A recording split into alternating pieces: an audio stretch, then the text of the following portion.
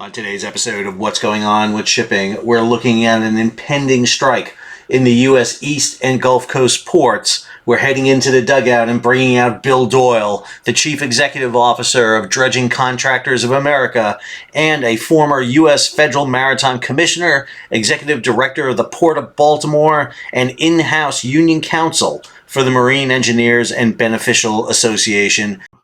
We are joined by Bill Doyle coming back. Last we saw Bill was during the Dolly incident with the bridge in Baltimore.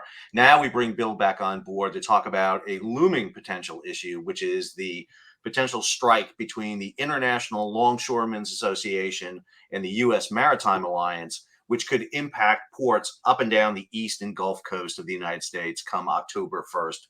2024. Bill, once again, nothing going on in maritime news at all. I thought it was a quiet week. I thought I'd have you come on for just what could be one of the most major issues we've seen in shipping in I don't know how long. So, Bill, first of all, good to see you. Great to have you back on board.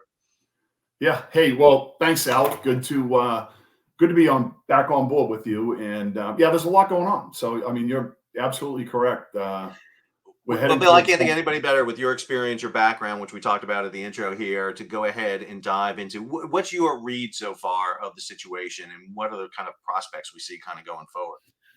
Well, I mean, as you said, it's historical, right? So we haven't seen anything like this on the East and Gulf Coast since probably 1977. So that was the last time.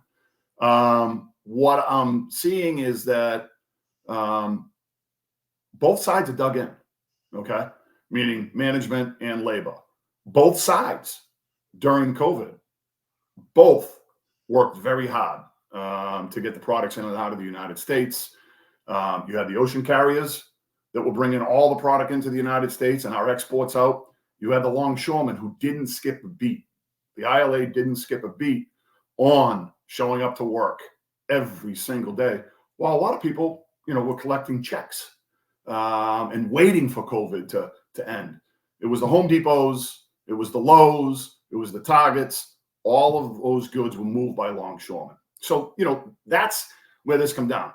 The ocean carriers, they spend billions of dollars building new ships, putting their supply chains in place, putting their logistics chains in place, working ports. They're owners in a lot of ports around the world. So they spend a ton of money.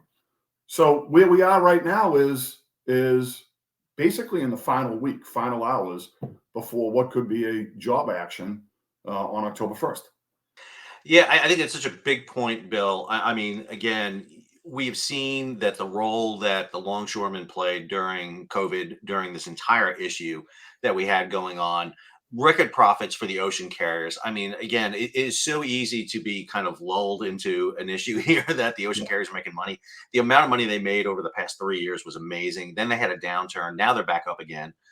We're seeing record profits once again due to the long diversions because of what's happening out in the Red Sea. And now you have this labor negotiation. Again, this is the master contract for the ILA was last agreed back in 2018. So it's 6 years. Everybody knew this was coming down the road. And there's a lot of issues that are associated with this. We've seen the growth of the amount of trade coming into the United States.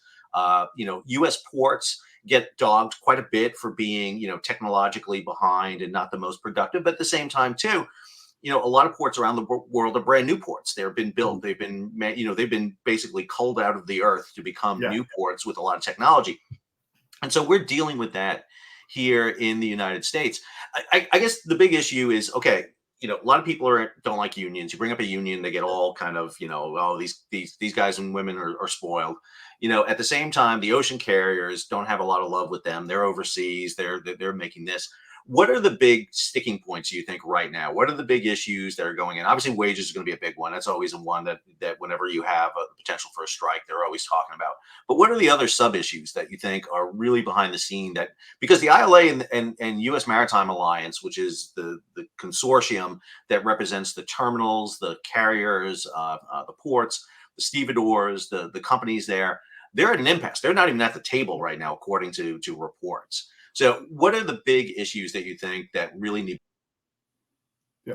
Well, I'd say from a movement standpoint on negotiation, although they're not at the table per se at the negotiation table, I think last week brought forward some movement. Okay, so what I would call this right now is negotiation by press release.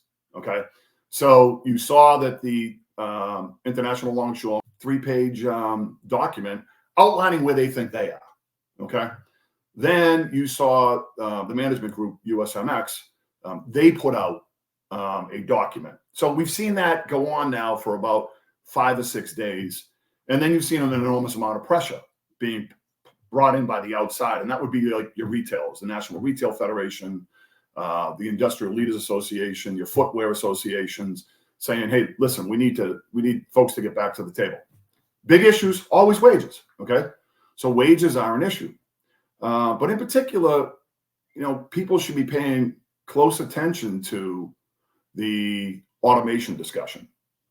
So the argument on automation, Harold Daggett and the ILA are saying, we don't want to be replaced. We don't care what goes on in China or over in Europe. You want to automate your ports over there? Fine, go ahead and do it. But you're not going to come to the United States and automate the ports and put longshoremen out of work. These are good paying jobs. These longshoremen work hard.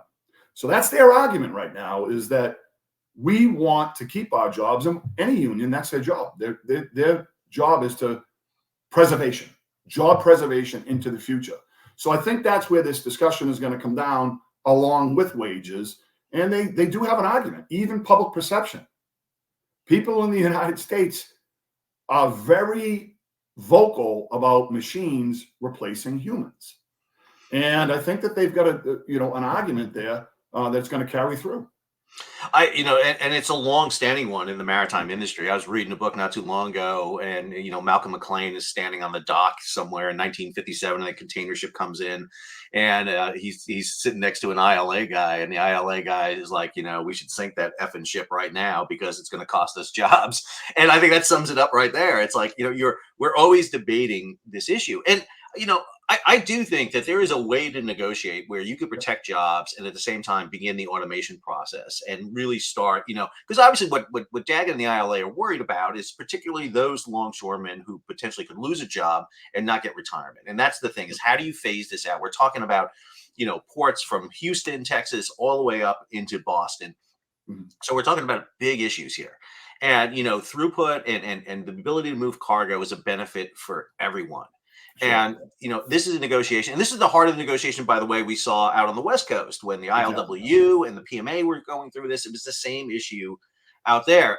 The thing that made that negotiation different was it went past the deadline. They agreed to keep working, and we knew that the negotiation was going to happen, but we didn't hit the deadline. The difference here is we're hitting the deadline. And everything I've read from Daggett and the ILA is that come, October 1st, they're walking, and unless there is a element here to fix this, the automation I think is a really interesting one, because again, as you're talking about, is we see ports like Shanghai and Rotterdam and their ability to move cargo, but we still move cargo through the United States. It may not be as efficient as other places, but we're still moving a great deal of cargo, and I think that gets forgotten sometimes with this. So obviously, that's a big sticking point. And you're right. I think they're doing their negotiations right now through the press releases, which, USMX is sitting there saying, we're at the table, but that doesn't do any good if you're at the table, if you're not willing to negotiate. ILA says, we're not going to go to the table because they're not negotiating. And one of the things I worry about at this point is what happened. Do you see government intervention? Do you see the Biden administration do something? There was a statement that came out that the Biden administration would not invoke Taft-Hartley, which is the kind of force everyone back to work. They can't do that till a strike happens anyway. What's your prospect? You were at FMC for a long time. You've seen these issues, because what's looming for the consumer and the shipper right now is, I can't imagine the amount of detention, demurrage, and everyone's going to learn the term force majeure here really quick. Yeah. What does this mean going forward? Yeah, I mean, there's a couple of issues here on that. What I would say is that as the world's consumer, the United States, the automation piece and the longshoremen keeping control of their jobs, humans on the docks, humans doing the work. We're basically hermetically sealed here. Products are going to come into the United States. And if we get back to manufacturing in a large sense. They're going to be exported. So the longshoremen know that. The ocean carriers know that. And the marine terminal operators know that. So, if I was sitting down, I would be looking to put something across the table, if I were management, on automation and how job preservation can be there for the ILA members. They had what's known as a new technology committee. That may not have worked. It was in the past, but something has to come forward. Now, on the government side, so everybody hears the word Taft-Hartley, Taft-Hartley, Taft-Hartley. So the history of the Taft-Hartley is, you had the National Labor Relations Act of 1935, okay? Then in 1947, it's called the 1947 Amendments, and that's Taft-Hartley. Within the Taft-Hartley Act is a provision related to strikes, and it was always strikes. I think in 2003 was the first time it was used for a lockout, and that was the ILWU on the West Coast. So basically what happens in that instance is, and it's kind of, it doesn't really work, all right? So the president invokes Taft-Hartley. He puts together a committee that will review. Once the committee reviews, it's a cooling off period. That cooling off period is done by the United States Attorney General if he wants to walk into court and get an injunction. So what you hear is the Taft-Hartley cooling off period. That's 80 days. Okay. So it's an 80-day cooling off period, and known as, and then what happens after that is the parties get back to negotiate for 80 days. And then if they reach a deal in 80 days, fine. If they don't reach a deal, then the lockout and strike can continue. The problem with that is that there's really no teeth. Okay. So if you say an 80-day cooling off period and you have people go back to the negotiation table, the longshoremen, are they going to want to work? They can't be forced to work. They'll be in the cranes. They'll be doing the jobs. They want to work and get their job preservation agreements in place and wages. So that's the thing is the government can say, hey, everybody cool it, get back to work. And then you're talking efficiency after that. I don't think it's a good idea for them to try that. They need to keep pushing ahead with negotiations before you get to something like that, because you're going to have very disenfranchised members if the government comes in and says, hey, you're going back to work, and you get up in that crane. It doesn't work. Well, and let's throw the other element in here. October 1st is this strike. We've got an election coming up in November where we're having a change of administration. If you excuse me, invoke Taft-Hartley, you're talking about another administration, whether it's the Trump administration or the Harris administration, is then saddled with this. And so I mean, this is a political landmine that I think the administration is deeply concerned about. They want to stay away from this as much as they can. If they get involved, if you start sending in, Secretary Lew, if you send in Secretary Buttigieg in there to start pushing the negotiations, then you own this. And what does that do if you're the Biden administration for a potential Harris administration? Same thing for Trump, who's pushing tariffs right now. Who wins in that argument? It's a tough one. I don't know who comes across on that. So I think we're looking at a really difficult, which again is the reason to push the issue if you're labor at this point. It's like you're at the best inflection point you could ever be. It's not just a presidential election. It is a change in presidential terms, new president coming in, two very diametrically opposed presidents coming in. I think for labor, this is, you have to push when you have the advantage. And that's kind of what they're doing right now. Could you take a step back for us, Bill, for a second? Because I don't think most people understand what the U.S. Maritime Alliance is in terms of their power to negotiate that. We had the same thing with the PMA on the West Coast. Could you just take a minute and talk about that, and then talk about ILA's position, how they are? Because ILA is a little bit different than the ILWU on the West Coast. It's not as encompassing as we're talking about. So, and what cargo this is going to impact specifically if there was a strike? Sure. USMX is just that, the U.S. Maritime Alliance. Okay. And, that's a group of ocean carriers, marine terminal operators.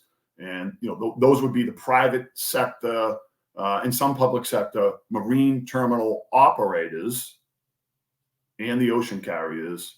And the ILA are the union members that work in the port that unload the ships, load the ships, and move the cargo through the marine terminals, which is, in other words, is the port. So look, these folks, both on the management side and on the union side, you've got tough guys on both sides, and they've known each other for decades. Okay. So they know what needs to happen, and they're going to work through this one way or another, by hook or by crook. This thing is going to get done. I can't say that it's going to get done by October 1st, but there is an endpoint in sight. The ILA, the International Longshoremen's Association, they're also known as ILA, I Love America.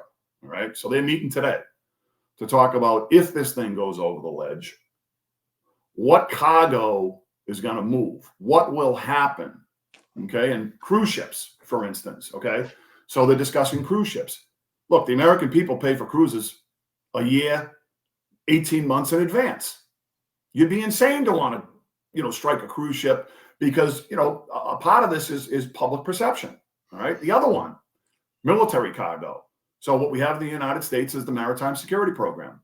And guess what? Some of the USMX members are involved in the Maritime Security Program. You've got American Roll-On Carrier, Maersk Line, Hapag-Lloyd, CMA CGM through American President Lines. They are all enrolled in the Maritime Security Program carrying military cargo. That will be discussed as an exemption. You've got perishables. Okay, so then you've got perishables that are ag exports. What's at the dock if and when a strike or lockout happens? What will move? Then you've got Jones Act cargo to Puerto Rico. Puerto Rico's, they're fed by the mainland United States. And you have U.S. Jones Act carriers like Crowley and Tote, and they deliver and provide to that island. Okay, that's United States of America. So these things are being discussed right now on, if this goes over the edge, what can move, what can't move, what will the ILA, turn to on, shape up and turn to on. And these are some of the issues. Now, your big issues are going to be containerized goods. Okay, that's your dry cargo.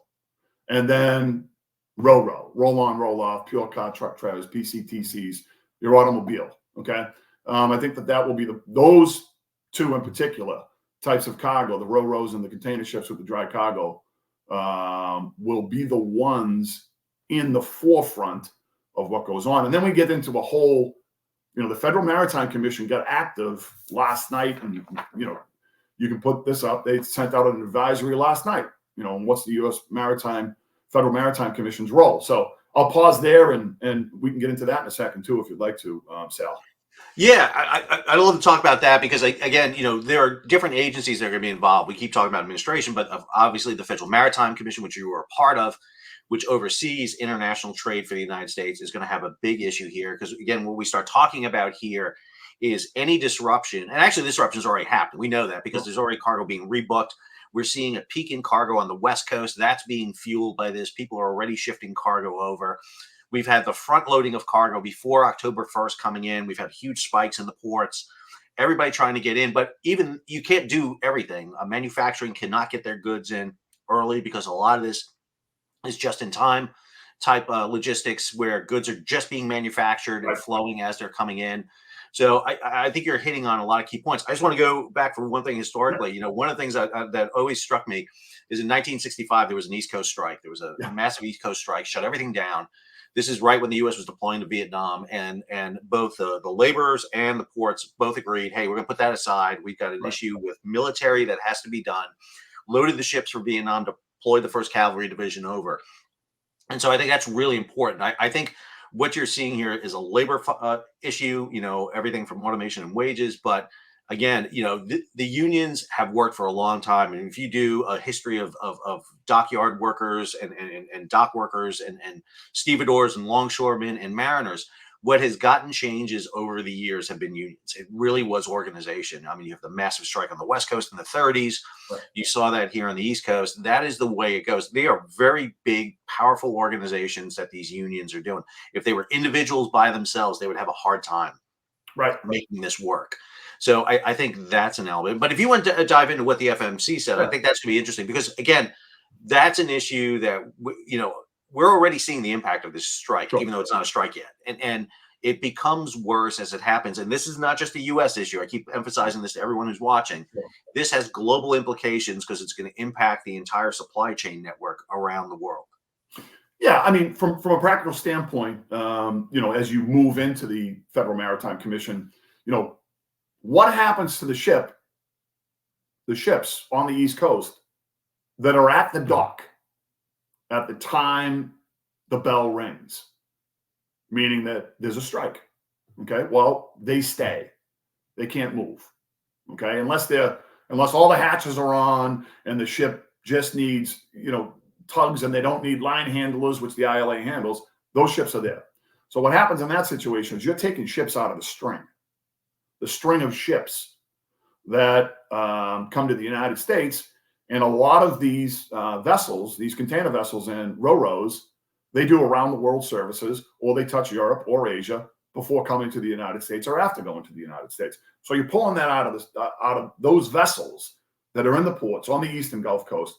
They're out of the string of ships in the normal operation, and therefore, to some extent, you're going to have less capacity on the ocean to move to other ports. Okay, so you put that there. Now, on the Federal Maritime Commission, when you look at the Federal Maritime Commission, they did put an advisory out last night, but this is one that I want to point out for folks before it gets too far into people beating up the ocean carriers. Okay, so the ocean carriers, they've already filed with the Federal Maritime Commission, many of your top container ocean carriers, a surcharge. Okay, so they're going to charge a surcharge if there's a strike on their container ships.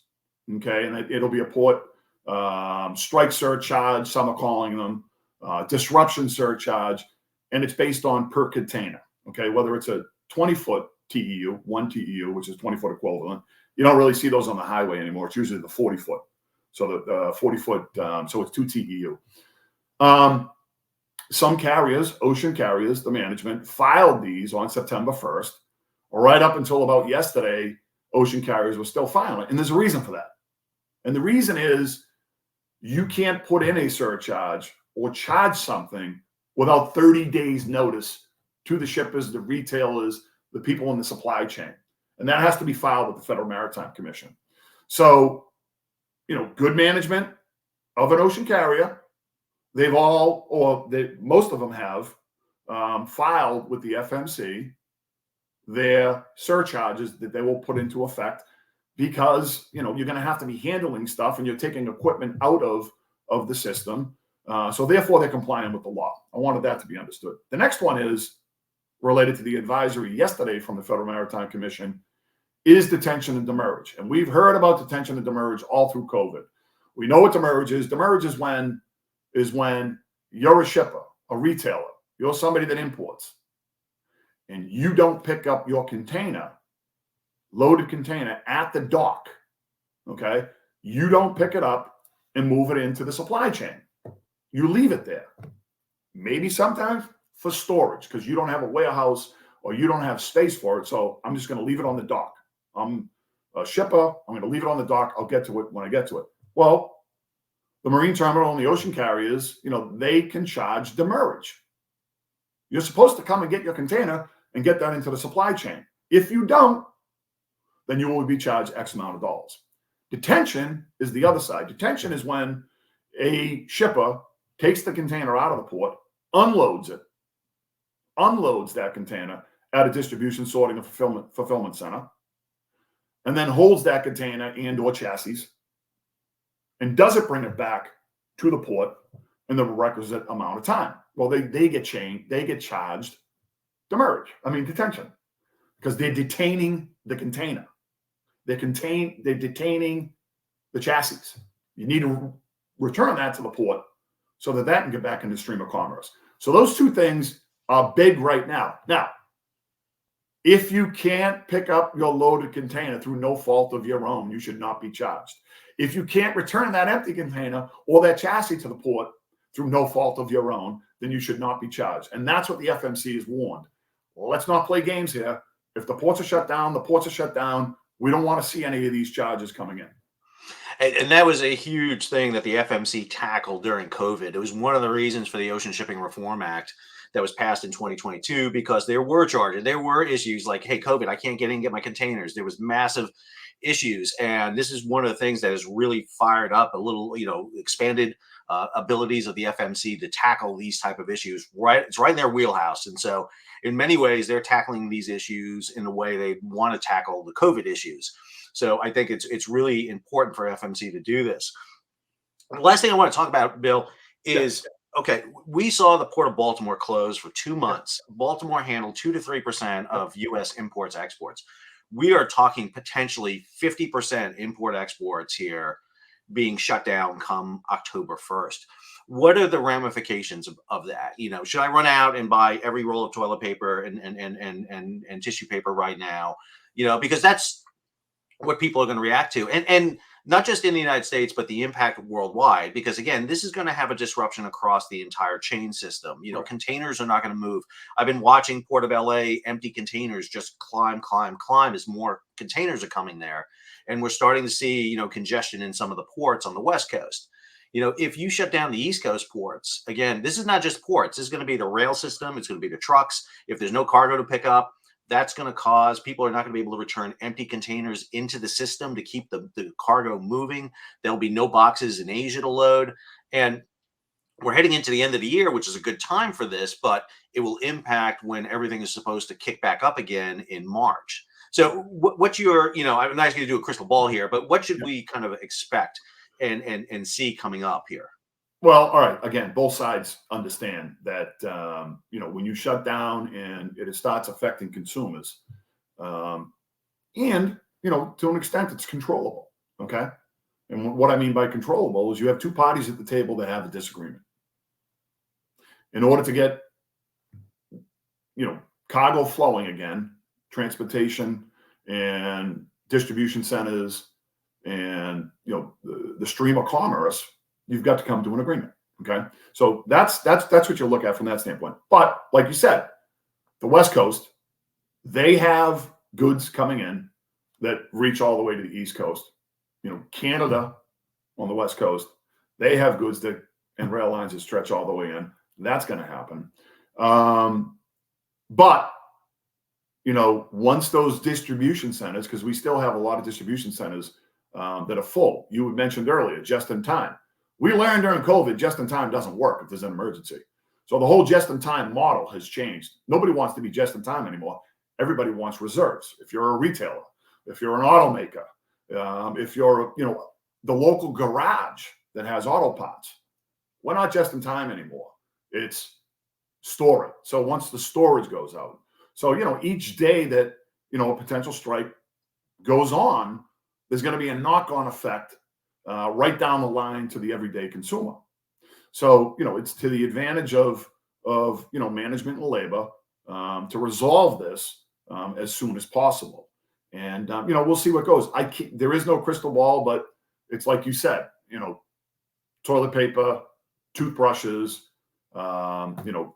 We grow our own food in the United States, okay, which that's great, okay, but we do feed the world, and some of the exports may not be going out to feed the world. So there is a huge, impact that could result from this.